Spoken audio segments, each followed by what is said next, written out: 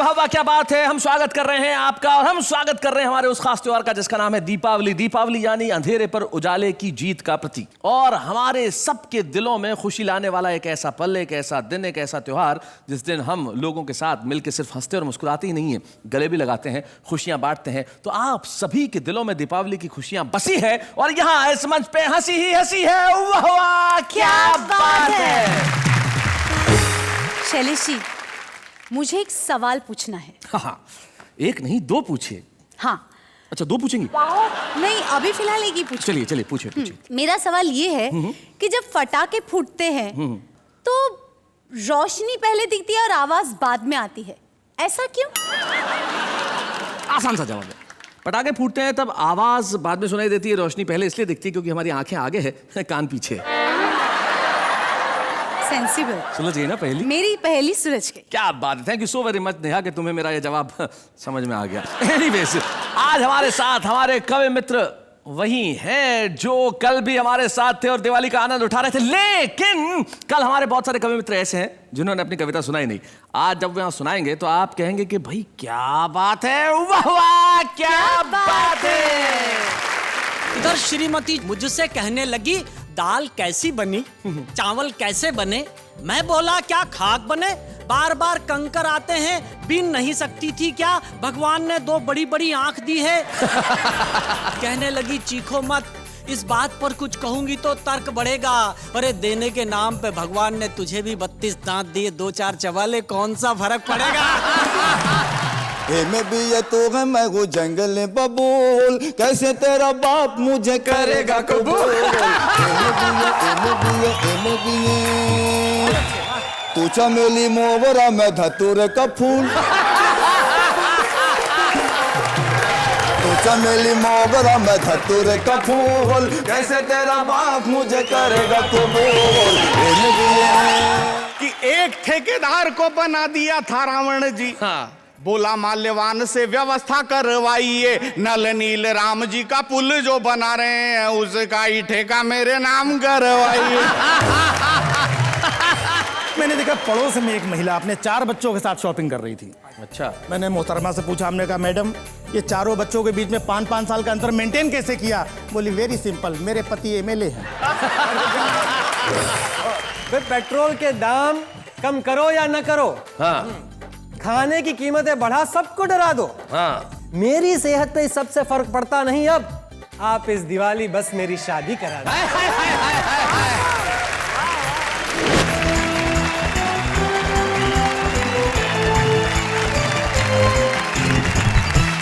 तो भाई प्रारंभ करते हैं हमारे कवियों की दीपमाला। यहाँ डॉक्टर सुरेश अवस्थी हैं, मुजावर मालेगावी हैं, ममता शर्मा, इधर सरदार तुक तुक, संजय झाला और दिनेश दिग्गज है। भाई महफिल पूरी सजी हुई है, तमाम तरह के पटाखे हैं यहाँ पे। यहाँ रॉकेट भी है, फुलझड़ी भी है, अनार भी है, लड़ालड़ भी है, जमीन चक्कर भी है, जमीन चक्री भी है और एक वो सबसे अंत में टिकड़ी भी है जो तुरंत फूट जाती है। आइए पटाखों की इस लड़ालड़ को जलाएं। तो सबसे पहले मैं बुलाना चाहता हूं उसे जो बड़ा कमाल का कवि है। कौन? मैंने कल भी आपको बताया था वो कॉन्फिडेंस का कवि है। वजन 42 किलो 300 ग्राम। हाँ। नाम दिग्गज, उज्जैन में रहते हैं। एक बार कहीं जा रहे थे, मैंने कहा दिनेश कहाँ जा रहे हो? बोले भाई साहब जिधर की हवा। तो अपनी मर्जी से अपने सफर के कहाँ हम हैं, रुख हवाओं का जिधर का है उधर के हम हैं। लेकिन वो अपनी कविताओं की उड़ान मैं आपको वहां वहां ले जाएगा जहां जहां सिर्फ हंसी होगी। दिनेश दिग्गज।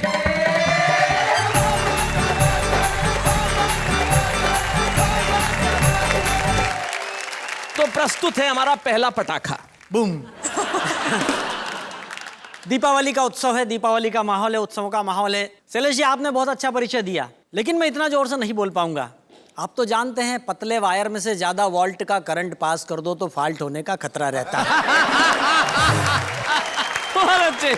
लेकिन मैं परिचय अपनी शैली में देने की कोशिश करता हूं। जी। परिचय देखें कि जिस देश में एक डायबिटीज का मरीज नेता भी 50 करोड़ की शक्कर अकेला खा जाता हो, जिस देश के कई मास्टरों को दस्तखत करना भी नहीं आता हो, जिस देश में 80 बरस के बूढ़ों का दिल भी वैलेंटाइन डे पर मचलता हो, जिस देश में योजनाओं का जहाज भी भगवान भरोसे चलता हो, तो क्या उस देश में ये 42 किलो 300 ग्राम का सिंगल कभी देश का दिग्गज कभी नहीं हो सकता? भाई क्यों नहीं हो सकता? हो सकता है, हो सकता है, हो सकता है। हो सकता आप है। सबने मेरी बात का समर्थन कर दिया, इसलिए आपको प्रणाम करता हूँ।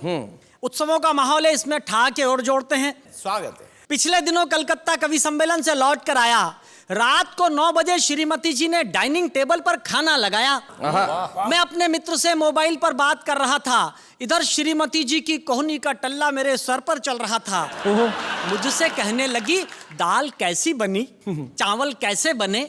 मैं बोला, क्या खाक बने, बार बार कंकर आते हैं, बीन नहीं सकती थी क्या, भगवान ने 2 बड़ी बड़ी आंख दी है। कहने लगी, चीखो मत, इस बात पर कुछ कहूंगी तो तर्क बढ़ेगा। अरे देने के नाम पे भगवान ने तुझे भी 32 दांत दिए, 2-4 चबाले, कौन सा फर्क पड़ेगा। कल श्रीमती जी ने हमारी आरती उतारी, तो हमने कहा, प्रिय प्राणों से प्यारी, हम तुम बने एक दूजे के लिए, फिर क्यों जलाए तूने ये आरती के दिए। दुनिया हंसती है, उल्टा सीधा कहती है, वह जोर से चिल्लाई, दुनिया तो हर सही काम को गलत कहती है, पर मैं तो इतना जानती हूं कि उल्लू की आरती उतारो तो घर की लक्ष्मी घर में ही रहती है। अच्छा, कहा क्या जाता है, समझा क्या जाता है, सुना क्या जाता है। जी जी जी। मेरा पड़ोसी राधेलाल कल प्रातः काल महाराज के प्रवचन सुनकर आया तो झूम रहा था। शाम को देखा तो उसकी पत्नी को गोदी में उठाकर घूम रहा था।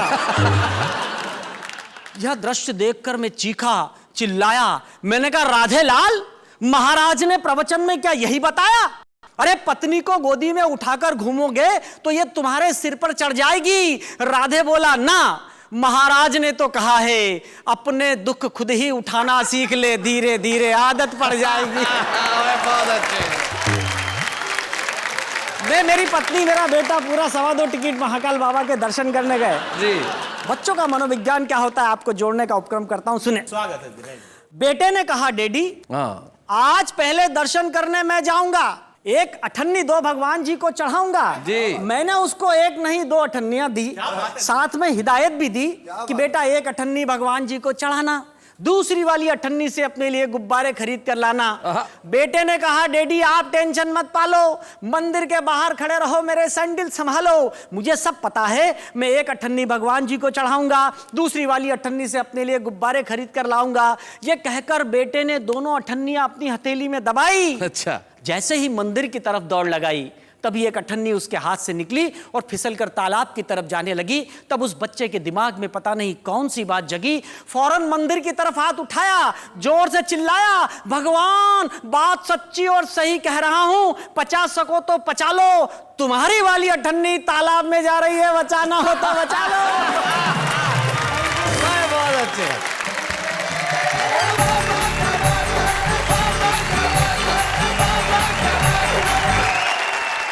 कविता पढ़ने के बाद दिनेश दिग्गज के चेहरे पे करुणा का ऐसा स्थायी भाव आ गया है, जैसे इसका जन्म चंदा लेने के लिए ही हुआ हो। क्या कमाल की कविता पढ़ी भाई, वाह वाह, अद्भुत। दिनेश दिग्गज, बहुत बढ़िया पढ़ा तुमने, बहुत मजा आया। आप कुछ कहना चाह रहे हैं डॉक्टर अवस्थी? नहीं, मैं शैलेश जी ये कहना चाह रहा हूँ कि दिनेश जी ने एक मुद्दा बहुत बढ़िया उठाया। जी। आदमी प्रवचन सुनने जाता है तो अपने मतलब की बात लाता है। हाँ। पत्नी को उठा के घूम रहा था इनके मोहल्ले में। जी। मेरे मोहल्ले में एक आदमी गया प्रवचन सुन के। अच्छा। सुन के लौटा, तुरंत काम वाली बाई से शादी कर ली, पत्नी को बाहर निकाल दिया। ओहो। मोहल्ले वालों ने पूछा, तूने ये क्या किया? बोला, बाबा जी ने प्रवचन दिया है, माया छोड़ो, शांति के साथ रहो। तो ये बताइए डॉक्टर साहब के शांति कैसी है? चारों तरफ शांति ही शांति है। तो भाई ये हमारी चुहलबाजी तो यहाँ यूं चलती रहेगी, लेकिन अगले कवि जो उस कोने में तैयार है बिल्कुल। यस। जब से कार्यक्रम शुरू हुआ उनकी निगाह सिर्फ तुम्हारी तरफ है, वो लगातार तुम्हें देखे जा रहे हैं। उनके लिए गीत भी लिखा हूँ सर मैं। अरे वहां से कह रहे हैं कि जो सुनाऊंगा उन्हीं के लिए लिखा हूँ। हाय हाय हाय हाय, ये जो हमारी भाषा का मजा है, ये जो हमारी दक्षिणी थोड़ी बहुत आती है, उन्हीं के लिए लिखा हूँ। तो जरा वहां से उठिए हल्लू हल्लू मुजावर मियाँ, और जरा यहाँ आइए, हम आपके लिए तालियां बजाएंगे ना। मुजावर मारेगा भी।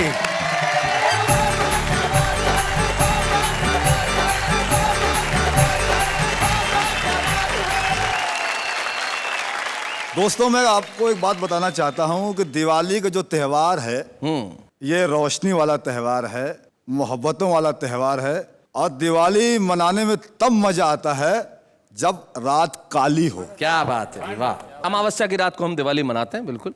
तो मैं 4 लाइन पढ़ दो, देखिएगा। हम सीधे साधे लोग जमाने के काम आए, जो कर बने तो सबको हंसाने के काम आए। क्या बात है। और काली कलूटी बीवी को हरगिज न छोड़ना। काली कलूटी बीवी को हरगिज न छोड़ना, मुमकिन है दुश्मनों को डराने के काम आए।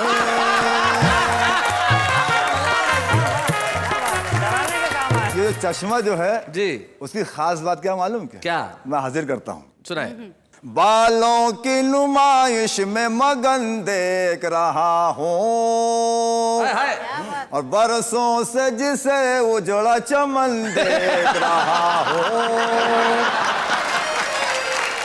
भाई आपके लिए नहीं बालों की नुमाइश में मगन देख रहा हूँ, बरसों से जिसे उजड़ा चमन देख रहा हूँ। जिस रोज से ससुरे का लगाया हूँ मैं चश्मा,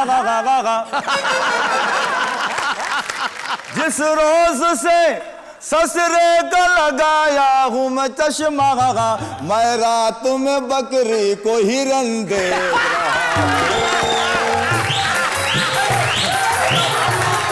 क्या बात है भाई मुजावर साहब, क्या बात है भाई, एक बार जोरदार तालियां भाई, कमाल कर दिया।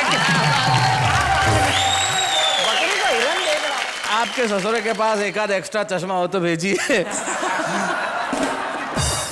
इनको देखकर मुझे गीत याद आया। हाय हाय हाय हाय। अनएजुकेटेड मतलब जंगली बबूल लफ्ज इस्तेमाल किया। जंगली बबूल, देखिएगा, ये इनके लिए आप समर्पित कर रहे हैं, सुनिए। ए में भी ये तू है, मैं हूँ जंगली बबूल, बबू गो गो गो गो गो गो गो गो गो गो गो। ए में भी ये तू है, मैं हूँ जंगली बबूल, ए में भी ये तू है, मैं हूँ जंगली बबूल, कैसे तेरा बाप मुझे करेगा कबूल।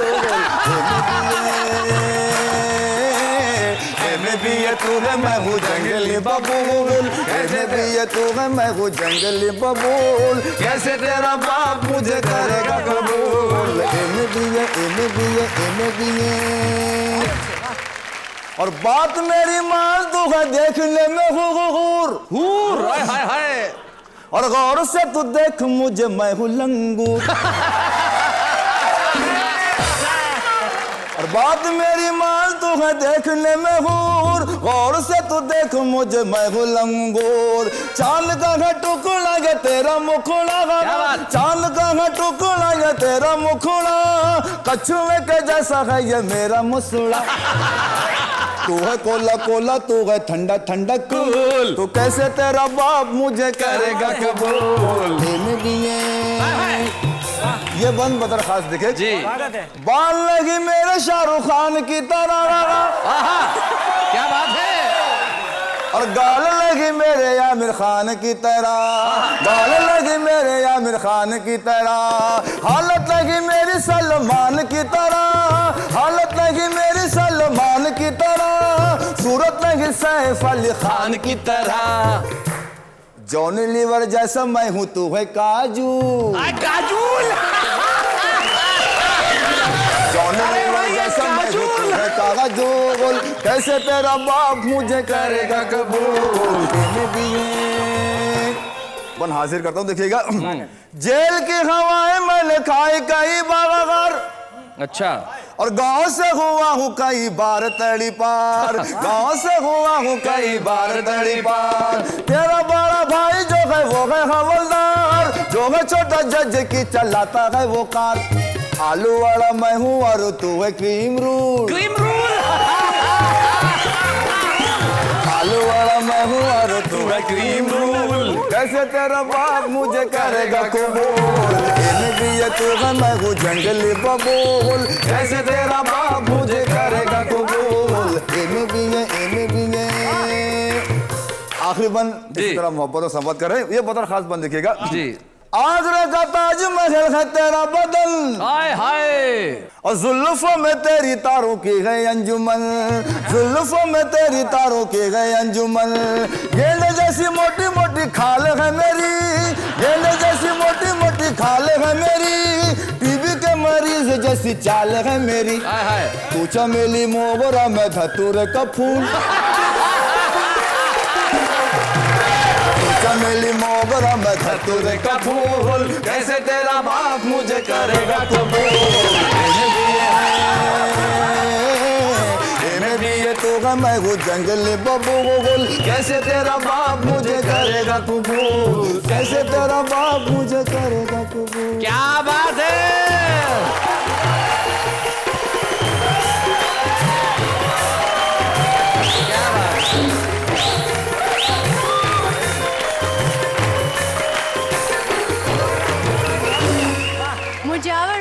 मुजावर भाई गया बेचारा, काम से गया। मुजावर भाई आपके लिए वाह वाह, क्या बात है, इतना अच्छा परफॉर्मेंस था आपका। बहुत बहुत शुक्रिया, कमाल किया, धन्यवाद, बहुत बहुत शुक्रिया।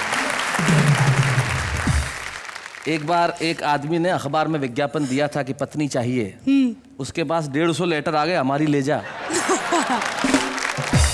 मैं जानता हूं कल से शहर शहर में काजोल को लोग काजोल नहीं काजूल ही कहेंगे, और कहेंगे कि काजूल मैं तुझे क्रीम रूल खिलाऊंगा। आपने जो एक नया मुहावरा गढ़ा है, नई भाषा गढ़ी है, उसके लिए वाह वाह, क्या बात है। और आइए अब मिलते हैं हम एक ऐसे कवि से जो नए नए मुहावरे गढ़ता है अपने अंदाज में। उसकी कविता में नाट्य होता है, उसकी कविता में अभिनय होता है, उसकी कविता में आवाज का उतार चढ़ाव होता है। कविताएं सुनाता है तो ऐसा लगता है कि आप वहां पे उपस्थित हैं, और वो हमारे यहाँ उपस्थित है। एक ऐसा कवि जिसे मैं प्यार से आलू कहता हूँ। आलू। और आलू इसलिए कहता हूँ कि आलू बहुत समाजवादी होता है। जरा उठो लाला, संजय झाला।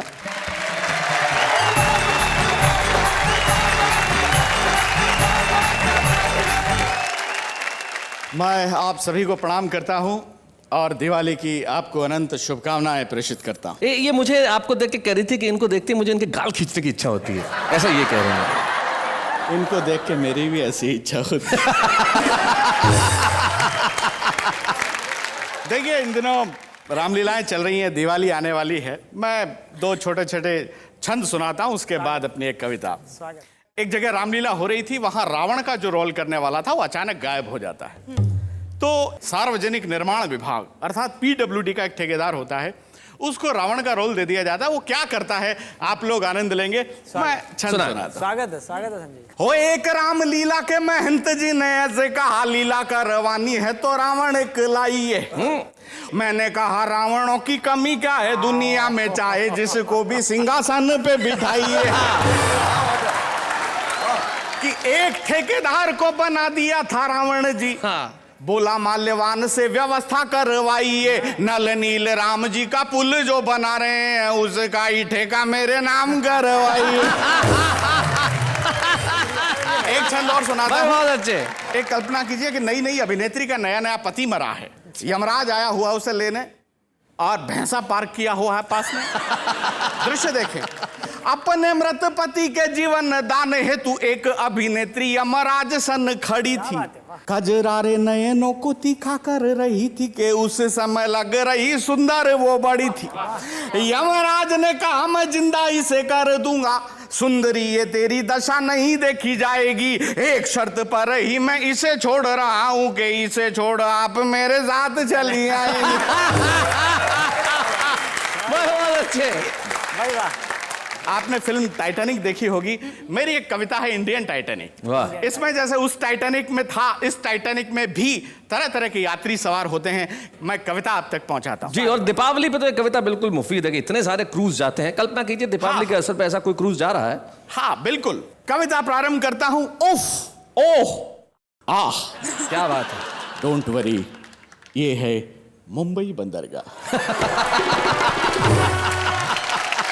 जहाज पर लिखा हुआ है नीति, नियम, न्याय और नैतिकता। जहाज रवाना होने से पहले इन चारों नन्नों का बड़ा शोरगुल था। टिकट एक भी नहीं बिका, लेकिन पूरा जहाज फुल था। टिकट चेक कराए गए।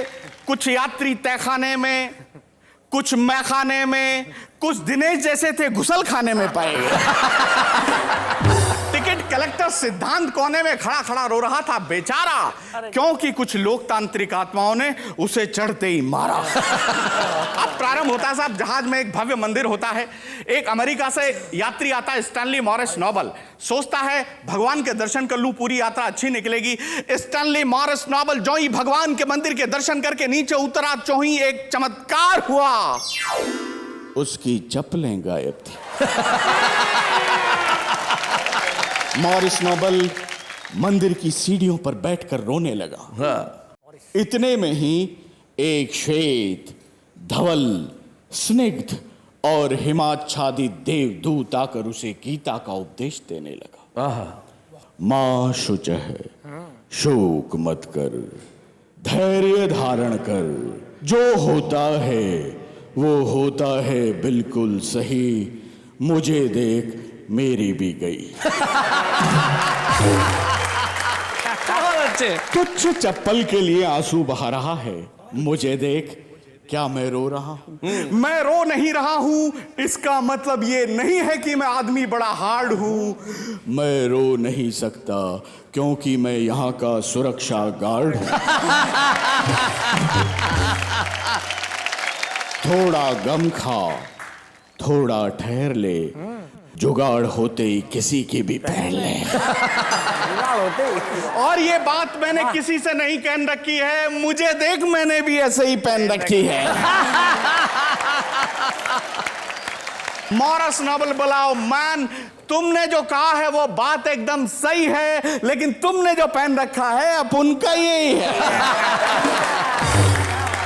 अब जहाज आगे बढ़ता है, उसमें प्रेमी प्रेमिका, कितने शानदार प्रेमी प्रेमिका होते हैं। एक प्रेमी अपनी प्रेमिका से बोले तुझसे प्यार करके तो मेरी तकदीर ही जाग गई। मैंने तुझे इतने लव लेटर पोस्ट किए कि तू पोस्टमैन के साथ भाग गई। अब ऐसा कर, मैंने तुझे जितने भी लव लेटर लिखे थे वो सब मुझे वापस कर दे। प्रेमिका हड़बड़ाई, घबराई, चिल्लाई। लव लेटर लेके क्या करेगा? आहें भरेगा, मरेगा या ब्लैकमेल करेगा? प्रेमी चूंकि राजस्थानी था, बड़ा इंटेलिजेंट था, बोले ना बंदा आहें भरेगा, न मरेगा, न ब्लैकमेल करेगा, बस तेरा नाम काट के दूसरी का भरेगा। इतने में ही घोषणा होती है, passenger may I have attention please. हम आप सबके आभारी हैं क्योंकि आप जहाज पर भारी हैं। डूबने के 100% आत्मविश्वास और भरोसे के साथ ये घोषणा की जाती है, ये जहाज निश्चित रूप से डूबेगा क्योंकि ये सरकारी है। क्या बात है। ये घोषणा सुनकर यात्री जागने लगे, इधर उधर भागने लगे। पुलिस वालों की ड्यूटी थी कि यात्रियों को सुरक्षित नाव से किनारों तक पहुंचाएंगे। पुलिस वालों ने कहा यात्रियों की ऐसी की तैसी पहले हम जाए। अब आप स्थिति देखें, सारे पुलिस वाले नाव में बैठ गए हैं। एक ही नाव है और उसमें कोई भी अतिरिक्त आदमी बैठ जाता तो नाव डूब सकती थी। दृश्य देखें, ऊपर से यात्री चिल्ला रहे थे बचाओ बचाओ बचाओ। नीचे से एक पुलिस वाला बोला पहले 50 का नोट लाओ। पुलिस वाले का बलिदान देखें, यात्री ने 50 का नोट निकाला ताजा, और पुलिस वाले ने कहा ऐसा कर, तेरी जगह मैं डूब जाऊंगा, तू मेरी जगह आ जा। इतने में ही बगल वाला पुलिस वाला बोला क्यों बे, 50 रुपए के लिए अपनी जान दे रहा है? जान देने के पीछे तेरी क्या रजा है? और पुलिस वाला बोला अगर फोकट का माल जेब में हो तो डूबने में भी मजा है। क्या बात, डूबने में भी मजा है।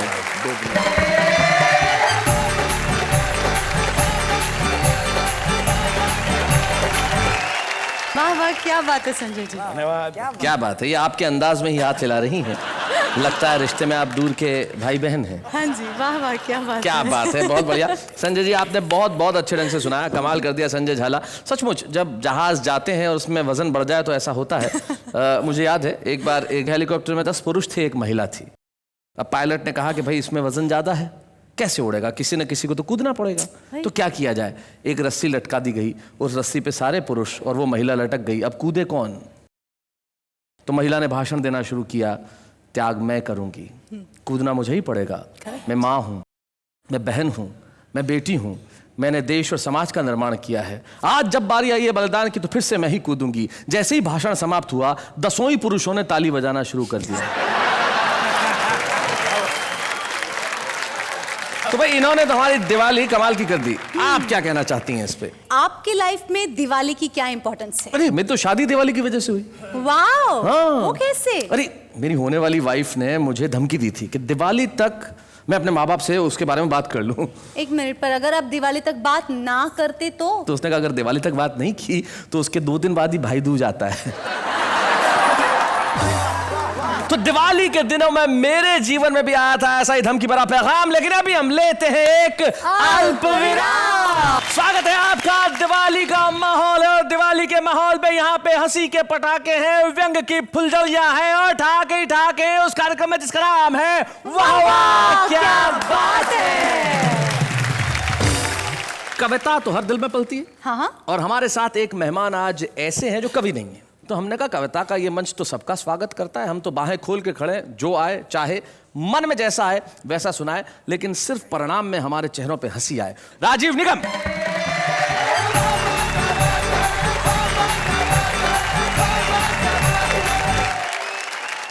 दीपावली के इस खास पावन पर्व पर ये मंच सजा हुआ है, सभी लोगों को मैं प्रणाम करता हूँ। नमस्कार। और दीपावली की आप सभी को बहुत शुभकामनाएं देता हूँ। कितनी लाइटिंग वाइटिंग कर रखी है, कितने लैंप जल रहे हैं। वैसे इतने जलाने की क्या ज़रूरत थी, एक हेलोजन ही काफ़ी था। तो चलिए सबसे पहले मैं अपना परिचय देना चाहूँगा कि मेरा नाम राजीव निगम है। मैं एक शादीशुदा व्यक्ति हूँ जी। इसमें हंसने की कोई बात नहीं है। मेरी भी एक प्राइवेट पत्नी है। प्राइवेट? जी हाँ, प्राइवेट है। सबकी प्राइवेट होती है, सरकारी किसी की नहीं होती है। दिवाली का दिन यूपी के लिए बड़ा खास होता है जी, क्योंकि यही वो दिन होता है जब यूपी में कहीं पर अंधेरा नहीं होता। बहुत अच्छे। लाइट से लोग इतना त्रस्त हैं कि पूछिए मत, और लाइट के बिल से उससे ज्यादा त्रस्त हैं। जी। एक शख्स तो चिल्ला रहा था, कहने लगा ये देखो मेरा लाइट का बिल 50 रुपए आ गया। मैं बोला इस महंगाई के जमाने में 50 रुपए में ये हालत हो रही है? बोले भाई साहब आपको पता नहीं है, सिर्फ कैंडल और माचिस ढूंढने के लिए लाइट जलाता हूँ फिर बंद कर देता हूँ। पीछे से दूसरा आदमी चिल्लाया 50 रुपए तो छोड़ो, मेरा बिल देखो 20 रुपए आया है। हमने कहा 20 रुपए में तू चिल्ला रहा? बोले भाई साहब आपको पता नहीं, मेरे घर में लाइट का कनेक्शन ही नहीं है फिर भी बिल भेज दिया। बहुत अच्छे राजीव जी, बहुत अच्छे। दिवाली के लिए मैं अपने बच्चों को लेकर के बाजार गया, फुलझड़ी अनार पटाखे वगैरह दिला रहा था। तभी मैंने देखा पड़ोस में एक महिला अपने 4 बच्चों के साथ शॉपिंग कर रही थी। अच्छा। लेकिन खास बात यह थी कि उन 4 बच्चों में 5-5 साल का अंतर था। मैंने मोहतरमा से पूछा, हमने कहा मैडम ये 4 बच्चों के बीच में 5-5 साल का अंतर मेंटेन कैसे किया? बोली वेरी सिंपल, मेरे पति एमएलए हैं। मेरे पति एमएलए हैं, 5 साल में सिर्फ एक ही बार आते हैं। तभी पीछे से देखा एक 3 साल का बच्चा मम्मी मम्मी कहते हुए आगे आया। मैं बोला ये 3 साल का ये क्या है? बोले देश में कभी कभी मध्यावधि चुनाव भी हो जाते हैं। और वैसे देखा जाए आजकल हर पत्नी अपने आप में रानी लक्ष्मीबाई है। क्या बात। बच्चे को बाई की गोद में डालकर पति की लक्ष्मी निकाल के रानी बनी घूम रही है। क्या बात है, बहुत बढ़िया। अच्छी बात है। तो मेरी भी जो पत्नी है, मैं आपको बता दूं कि बड़ी प्यारी है, बड़ी सुंदर है, चिकनी, बम पटाखा आइटम है एकदम। ऐसा मेरे मोहल्ले के लड़के बोलते हैं। लेकिन ऐसी बात नहीं कि मेरी पत्नी सुंदर नहीं है। मेरी पत्नी मेरे बॉस की पत्नी से ज्यादा सुंदर है, ऐसा मेरा बॉस बोलता है। जबकि हकीकत यह है कि वो 1 नंबर की कामचोर, दुष्ट, निकम्मी, नालायक, ऐसा तो मैं बोल ही नहीं सकता, मेरी माँ बोलती है। अब आप सोचते होंगे कि मैं क्या बोलता हूं, तो मेरी इतनी हिम्मत कहाँ कि उसके सामने मैं कुछ बोलूं। दूसरे की पत्नी के बारे में सुन के बड़ा मजा आ रहा है। तो मैं ये बता दूं कि ये मेरी पत्नी का किस्सा नहीं, ये दिग्गज साहब बैठे हैं, बोलना भूल गए थे, उनकी पत्नी का किस्सा है। तो चलिए आगे बढ़ते हैं। दीपावली का त्योहार जी समय और वक्त के साथ कितना बदलता चला गया वो मैं आपको कुछ पंक्तियों में बताऊंगा। बचपन में दिवाली के आते ही हम सब बड़ा खुश होते थे, बड़ा आनंदित होते थे। हमारे पिताजी एक थान से कई मीटर कपड़ा लाते थे और चारों बच्चों को काट कर उसी से कपड़े सिलवाते थे। क्या जूते का फटा हुआ तला दिवाली में ही सिला जाता था। क्या बात है। और मेरे पिता खुद पॉलिश लेकर के सारे बच्चों के जूते चमकाते थे। वाह वाह वाह वाह वाह, बहुत मेरे पिता खुद पॉलिश लेके सारे बच्चों के जूते चमकाते थे। एक फुलझड़ी में आधी देर भैया और आधी देर हम जलाते थे। इस तरह कुछ फुलझड़ियों में ही हम शान से दिवाली मनाते थे। क्या बात है, वाह वाह वाह वाह। मेरी माँ चौके में तरह तरह के पकवान बनाती थी और बच्चों को बड़े प्यार से खिलाती थी। फिर मेरे पिता साइकिल के अगले हिस्से में 2 बच्चों को बिठाकर और पिछले हिस्से में 2 को बिठाकर पूरी शहर में आतिशबाजी दिखाते थे। वाह वाह वाह। और वापस आते समय कुछ मूंगफलियां खरीद करके हम लोगों की जेब में डाल देते। क्या बात है, बहुत अच्छे, बहुत बढ़िया। बहुत अच्छे। और उन जेबों को हम भरा हुआ खजाना समझकर खूब इतराते थे। बड़े शान से दिवाली मनाते थे। बड़े शान से दिवाली मनाते थे। भाई क्या बात है। लेकिन अब हम दिवाली मनाने में बड़े कच्चे हैं क्योंकि मेरे पास एक मुम्मैया पत्नी और 2 मुम्मैया बच्चे हैं। वाह वाह वाह वाह। मेरा बड़ा बेटा दिवाली के दिन मेरा क्रेडिट कार्ड ले जाता है और 10,000 के जूते और जीन्स खुद ही खरीद लाता है। और मेरा छोटा बेटा ड्राइवर के साथ दोस्तों के यहाँ दिवाली पार्टी मनाने जाता है और 20,000 का चूना लगा आता है। मेरी पत्नी पकवान बनाने की जगह होटल से ऑर्डर करके खाना मंगवाती हैं। वाह। और खुद किटी दोस्तों के साथ में पत्ते खेलने चली जाती हैं। क्या बात है भाई, बहुत अच्छा। दियों की जगह दिल जलता है। 50,000 खर्च करने के बाद भी मैं अपने आप को घर में अकेला पाता हूँ। पहली जैसी दिवाली अब नहीं मना पाता। वाह वाह वाह वाह। बहुत बढ़िया।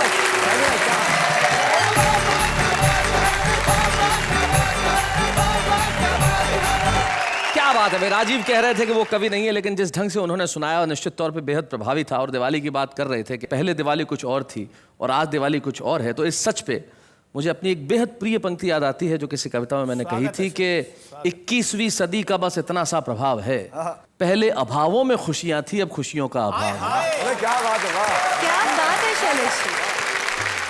बहुत कुछ होने वाला है कविता के इस खास एपिसोड में। होगी अभी हंसी की धड़ाम धड़ाम, लेकिन अभी हम लेते हैं एक अल्प विराम। भाई दिवाली का माहौल है और दिवाली के माहौल पे सिर्फ पटाखों की आवाज ही नहीं होती। इन दिनों आपके घरों में आवाज हो रही है ठहाकों की भी, क्योंकि आपके साथ है वाह वाह क्या बात है।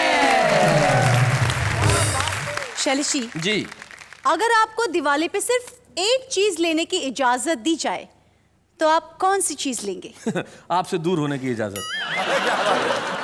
नहीं, मेरे कहने का मतलब ये सवाल तो मुझे आपसे करना चाहिए कि अगर आप सिर्फ एक चीज लेने की इजाजत हो आप तो क्या लेंगे आप? मैं बिना लिमिट का क्रेडिट कार्ड। क्यों, मैंने जो आपको दे रखा है वो आपने खो दिया है? नहीं, वो उसकी लिमिट खत्म आने को ही है। लिमिट खत्म होगी ही ना, क्योंकि महिलाओं को शॉपिंग से दूर रखना मुश्किल ही नहीं नामुमकिन है। खैर इन्हें तो मैं शॉपिंग से दूर रख लूंगा, लेकिन जो हमारा आम आदमी जिसके भीतर कविताएं हैं उसे कविताओं से दूर रखना थोड़ा सा मुश्किल है। वो कैसे अपनी कविताएं बाहर लेके आता है, जरा देखते हैं। मत पूछ मोहब्बत में क्या क्या जख्म खाए हैं, उसके घर के सामने हिमेश के गाने गाए हैं।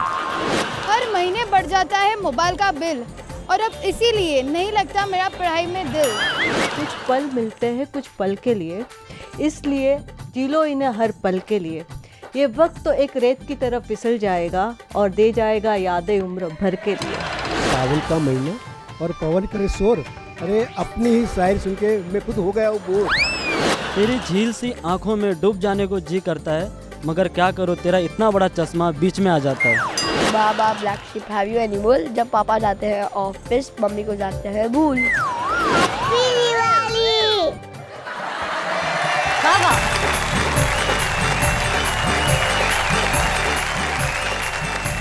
कितनी अच्छी होती है मैंगो आदमी की कविताएं। मैंगो आदमी, भाई वाह क्या प्रयोग किया है भाई, वाह वाह वाह। ये अनुवाद बड़ा कमाल का है। जैसे लोग जब अनुवाद करते हैं तो किसी भी तरीके से कर सकते हैं, राइट? जब एक आदमी से पूछा गया कि जब एक काम हुआ, पहले हुआ फिर नहीं हुआ और फिर जब हुआ तो बहुत बार बार हुआ, तो इसका अनुवाद कीजिए। उसने कहा work first not done, when it is done done done done done done done.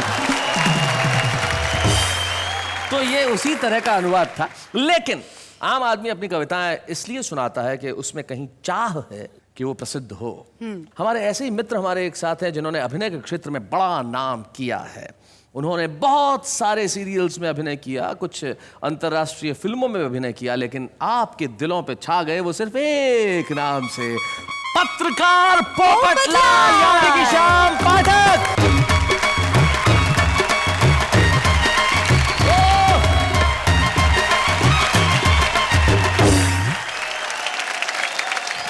Mehta साहब, हाँ? वो आपने बोला था ना, वो कहाँ है? अरे कौन वो?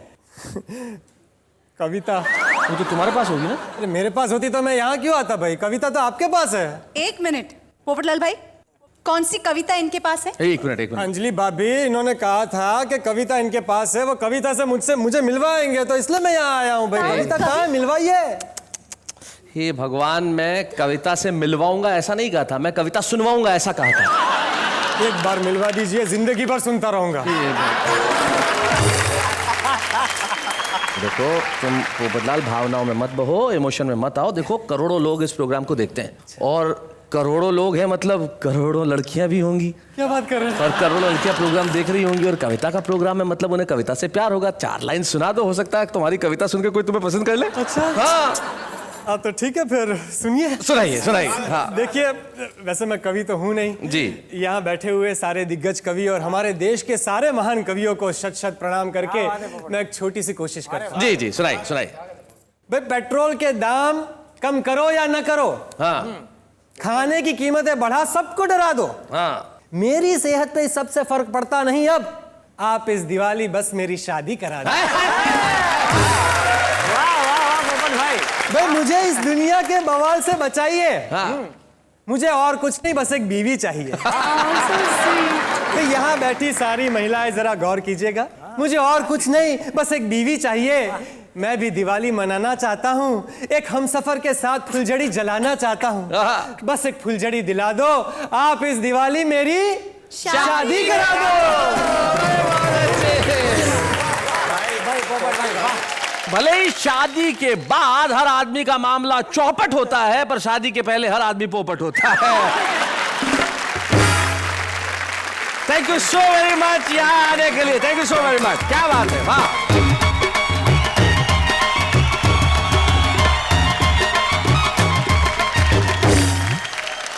अब वक्त आ गया है हमारे उस कवि मित्र को सम्मानित करने का जिसने जीवन में सिर्फ कविता के क्षेत्र में ही काम नहीं किया, व्यंग्य भी लिखे और कई पुस्तकें जिनकी प्रकाशित हुई। और आज दीपावली के इस माहौल में हमें बड़ी खुशी है कि हमारे बीच में हास्य व्यंग्य का एक ऐसा अनूठा कवि है जिसने जीवन में बहुत संघर्ष किए। उसके संघर्षों को मैंने करीब से देखा है, लेकिन हर संघर्ष के बाद वो हंसी निकाल के लाता है। संजय झाल।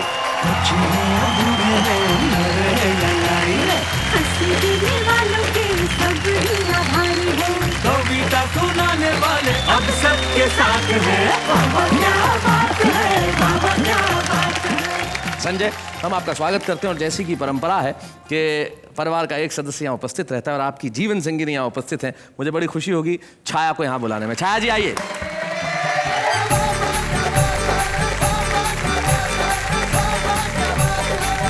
छाया, स्वागत है आपका यहाँ। जहाँ तक मेरी जानकारी है आपके पिता कवि हैं। हाँ जी। आपके भाई कवि हैं प्रवीण शुक्ल, पिता ब्रज घायल, और आपके पति कवि हैं। सारे कवियों के आसपास कैसा महसूस करती हैं आप? जब मुझे पता चला मैं कवि की बेटी और कवि की बहन हूँ और मुझे पति भी कवि के रूप में मिल रहे हैं, तो मुझे लगा परमात्मा के दंड देने का साहित्यिक तरीका है। हास्य व्यंग्य के कवि है संजय झाला, घर में कैसा बर्ताव करते हैं? कल ही ये पूजा कर रहे थे तो मेरी तरफ देखकर बोले, हे भगवान, जैसी पत्नी मेरी है ऐसी हिम्मत करके एक तू भी रख के दे।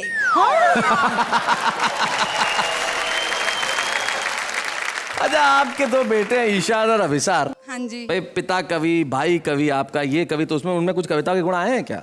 हाँ जी, मेरा छोटा बेटा ईशान हाँ। एक दिन मेरे पास आया और बोला मम्मा मैंने एक कविता लिखी है। अच्छा। तो मैंने कहा बेटा सुनाओ।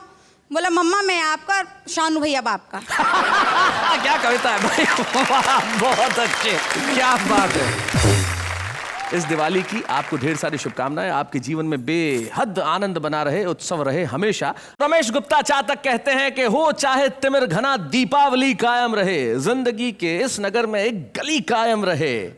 और परछाइयां कहने लगी ये तो समय का फेर है, हो चाहे बीमार जितने, जिंदा दिली कायम रहे। वाह वाह, क्या बात है। कायम रहेंगे हम भी और कायम रहेंगे आप भी, हम हंसाने के लिए और आप हंसने के लिए। अगले शनिवार रात ठीक 10 बजे उसी कार्यक्रम में जिसका नाम है